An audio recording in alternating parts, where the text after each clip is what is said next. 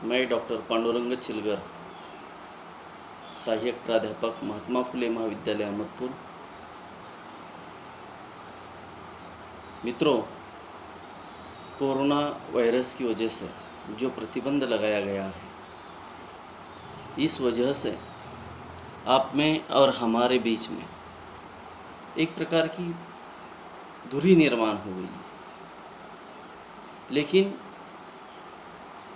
समाज माध्यम द्वारा इस दूरी को मिटाने का प्रयत्न यहाँ पर किया जाएगा।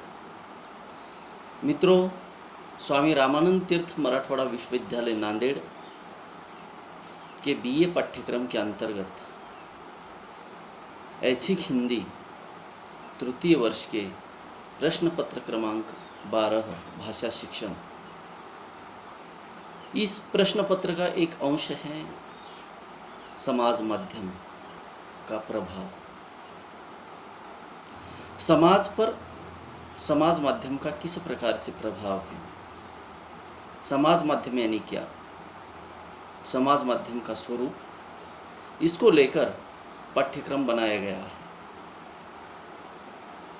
मित्रों, आप सभी जानते हैं कि सृष्टि के निर्माण से ही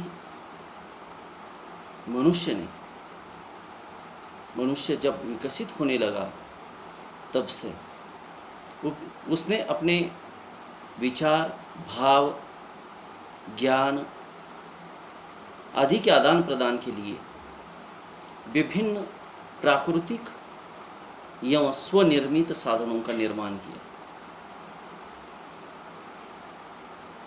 जैसे उसका उल्लेख पौराणिक ग्रंथों में, इतिहासों में और साहित्य में भी मिलता है।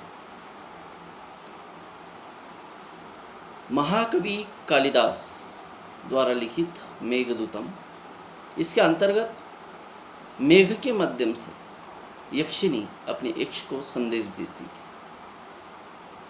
उसी प्रकार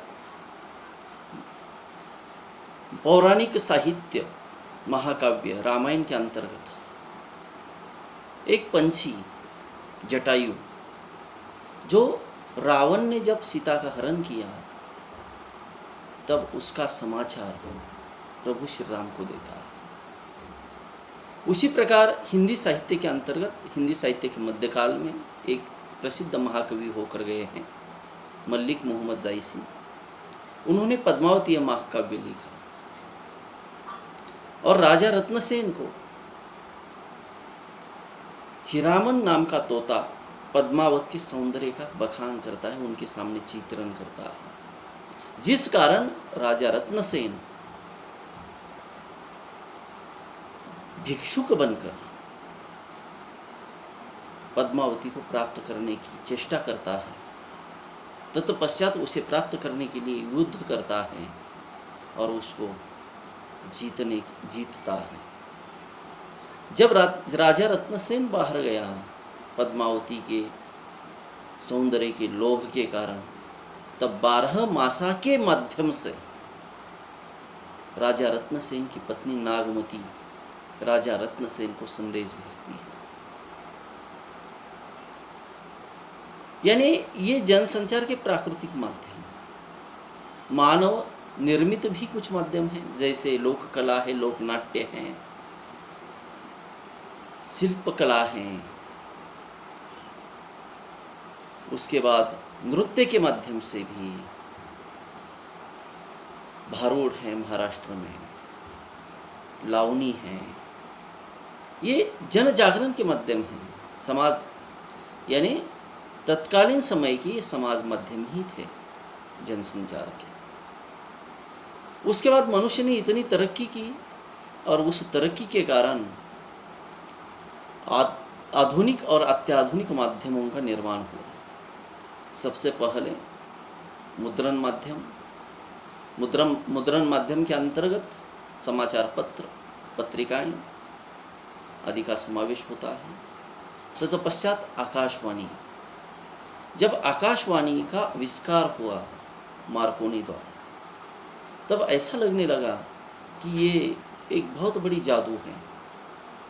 यानी कहीं दूर बैठा हुआ व्यक्ति वायु लहरी के माध्यम से एक रेडियो जैसे छोटे से बक्से के माध्यम से हमें संदेश देता है, वो भी सुमधुर ध्वनि में। प्रारंभ में आकाशवाणी सूचना प्रसारण का माध्यम था, लेकिन उसके बाद वह मनोरंजन का माध्यम बना, और उसके बाद आविष्कार हुआ दूरदर्शन का। और जब दूरदर्शन का आविष्कार हुआ, जो ध्वन्यात्मक रूप में संदेश दिए जाते थे, उसका संप्रेषण होता था, मनोरंजन किया जाता था, वह अब चलचित्र के माध्यम से, ध्वनि के माध्यम से, यानी उसका संप्रेषण होने लगा। तब तो ऐसा लगा कि विज्ञान ने कितनी तरक्की की है। ये तो कुछ भी नहीं है मित्रों। 1937 से लेकर 1944 के बीच में अमेरिका के हार्वर्ड विश्वविद्यालय के प्रोफेसर एच आइकेन ने कंप्यूटर बनाने का प्रयास किया, और उनकी यह चेष्टा, उनका यह प्रयत्न सन 1944 में पूरा हुआ।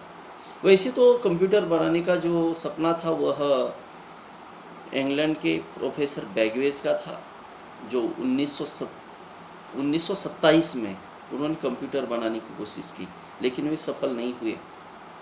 लेकिन इस सपने को प्रोफेसर एच आइकेन ने पूरा किया, और उस पहले कंप्यूटर को नाम दिया गया हार्वर्ड मार्क 1। और वह कंप्यूटर हमारे भारत की केंद्रीय सांख्यिकी संस्थान कोलकाता में लाया गया 1955 में। देश को स्वाधीनता मिली थी, देश के सामने विभिन्न प्रश्न थे, जिस कारण उसके प्रति किसी का ध्यान नहीं गया। और 1975 में पुणे विश्वविद्यालय के डॉक्टर विजय भटकर ने उस कंप्यूटर का बारीकी से अध्ययन किया, और 1980 में भारतीय बनावट का पहला परम कंप्यूटर बनाया। तब तक विश्व स्तर पर इंटरनेट का आविष्कार हुआ था, जिस इंटरनेट को हिंदी में अंतर्जाल कहा जाता है, और कंप्यूटर को हिंदी में पहले संगणक कहा जाता था, क्योंकि कंप्यूटर यह स्वयंचलित गणक यंत्र के रूप में काम करता था। लेकिन समय के साथ कंप्यूटर की गतिविधि, कार्य प्रणाली बदल गई, कार्य क्षमता बढ़ गई, जिस कारण केंद्रीय हिंदी संस्थान ने कंप्यूटर के लिए संगणक की अपेक्षा अभिकलत्र यह नाम दिया। अभिकलत्र का अर्थ है अभिनव, यानी नई, कल यानी जानकारी, निर्णय, और त्र यानी यंत्र। नई नई जानकारी, नया नया संदेश, नए नए तरीके से देने वाला यंत्र। और उसके बाद भ्रमण ध्वनि यानी चल भास यानी मोबाइल का आविष्कार भी हुआ। उससे पहले दूरध्वनि का आविष्कार हुआ था। मोबाइल ने तो बहुत यानी कमाल कर दी है विश्व स्तर पर। आज पूरा विश्व हमारे मुट्ठी में है, इंटरनेट के जरिए, मोबाइल के जरिए। एक संकल्पना थी कि उपनिषद में वसुधैव कुटुंबकम, और इसी वसुधैव कुटुंबकम, पूरा विश्व ही मेरा परिवार है, यह संकल्पना पूरी करने का काम मोबाइल ने किया है। मोबाइल यह क्या है? तो मोबाइल यह आधुनिक समाज माध्यम है, और इसके माध्यम से WhatsApp, Facebook, Twitter, Instagram, blogs,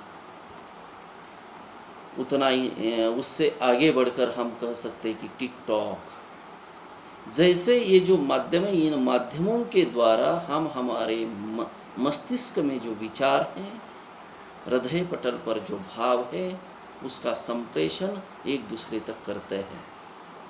और ये जो समाज माध्यम है, इन समाज माध्यमों का समाज के ऊपर सकारात्मक प्रभाव उतना ही है